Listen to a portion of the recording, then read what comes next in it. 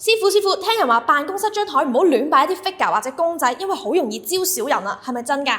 嗱，辦公室嘅台面當然係齊整企理係最理想啦，但係你話好多時免不了一啲嘅雜物，呢啲雜物包括住頭先講嘅 figures。如果你話我好中意儲㗎，我中意擺呢啲喺度㗎，有冇一啲負面嘅影響？有嘅喎。嗱，如果你擺得佢齊齊整整冇所謂，如果你擺到好多好細碎嘅話咧，原來玄學上咧係唔係咁中意㗎？呢一個叫做 visual noise， 喺視覺上有雜音。當你望到好大量嘅雜音嘅時間咧，影響咗你個人嘅情緒，就會容易有是非啦、嗌交啦。而是非喺我哋嚟講咧，少就是非嘅喎，大就變成官非嘅咯，因為佢哋原來同一組星嚟嘅。